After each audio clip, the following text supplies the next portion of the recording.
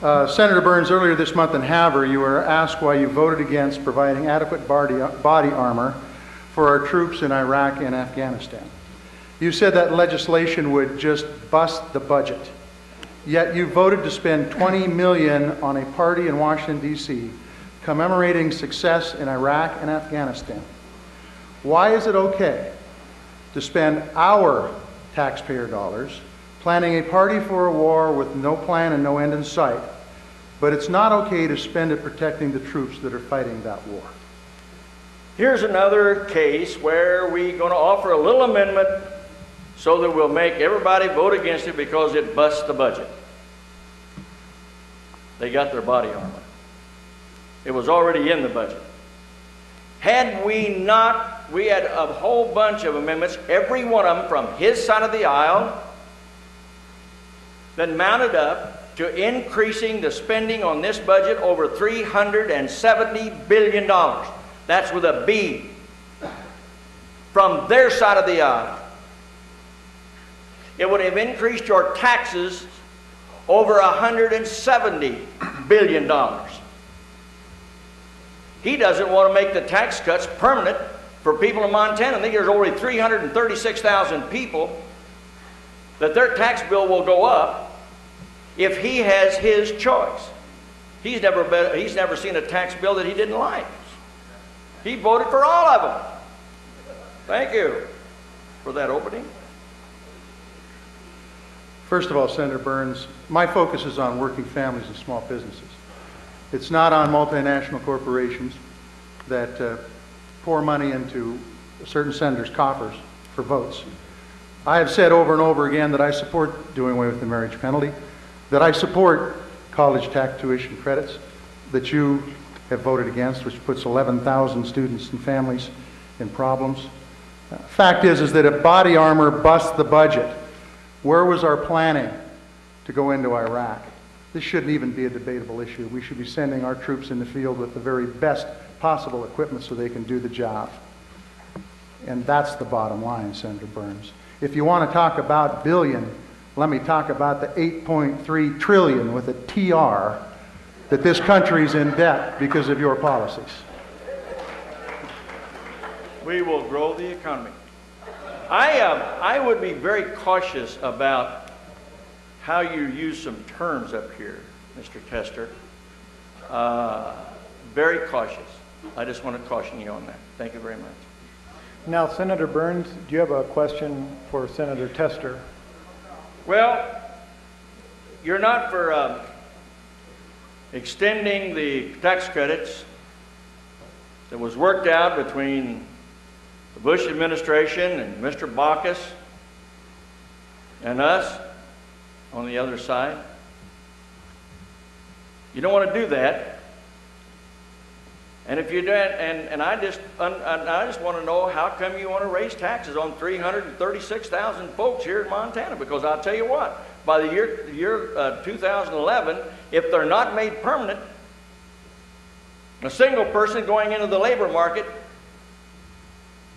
their federal taxes will go up 48%. 48%. That's money taken right out of the pockets. A little more for higher income people. Why would you support that kind of a conclusion whenever the economy is doing well? Senator Burns, the tax cut that you talk about is based on deficit spending. Absolutely. Look at the figures. If you haven't, you ought to, because you passed the policy and you should have known that going in. It's based on deficit spending. That tax cut costs our kids money every day.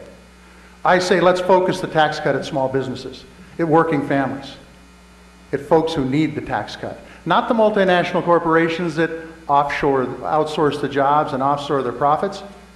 Those folks ought to be paying taxes. They're doing their best to get out of them. We need to have an equitable tax system, and I say fine, let's get an equitable tax system that works for the middle class, that empowers the middle class, that makes them the best that they can be, so we don't have to have them work 2-3 jobs a day, so we don't have the kind of violence in our schools, so that they have the ability to go out and fish once in a while. I'm about the middle class, Senator Burns. You're about your rich crony lobbyist friends on K Street, and that's the bottom line, and that is the difference in this race. I would venture to say that these 336,000 Montanans are pretty middle class. I would say that right now. And let me tell you something else. You raise taxes on 16,000 businesses and small businesses in this state. You go around bragging about 13,000 that you cut the taxes, but you raise it on 16,000. What kind of policy is that? Makes no sense. And you grow the economy. Right now, the higher income people, and I don't know how many there are of them, but I'll tell you, anybody making over $180,000 a year is paying 84% of the income taxes collected into the federal treasury. Right now, they only paid 82 under President Clinton when he raised taxes. Let's don't go back and raise taxes and kill an economy and take that money right out of the working man's, right out of their pockets right here in Montana, 336,000 of them. I don't want to do that. Senator Burns, back in, I believe it was second grade, we were introduced to a thing called new math. And you pointed that out, what that is. We haven't raised taxes on 16,000 small businesses. You say it over and over again. You say it in your ads. It's incorrect. You know it's incorrect. The fact of the matter is that we need a tax system that's focused on the middle class. We're driving the middle class out of existence. And don't do it under the guise that we're going to give the big boys a break and put the boots to the middle class, because that's not the way I work. The fact is I come from working family. I come from my hands in the soil. I know what it's like to have to balance a budget, and I know how hard people are having to work for their money right now, and they need some breaks. And if I get back to Washington, D.C., I'll work hard to give them those breaks. And now a question from Mike Stark for Senator Burns. What's been the biggest mistake of your career as a senator, and what vote do you regret the most? Oh, I don't know about votes, but I've made a whole bunch of mistakes. Speak before you think probably is the worst habit I've got. You know, and it gets me in a little bit of hot water, but people know how I vote. Mr. Tester's not the only one standing up here that's got any dirt under his fingernails. I remember when I started in this state, ended up in a cow camp, making $135 a month and sleeping on the ground. I'm proud of that. Come off a small farm in northwest Missouri, got here as fast as I could, got here when I was 18. But I will tell you, you don't get anywhere by raising taxes on people, because I don't care how many jobs they got. You know, we've all had a lot of jobs.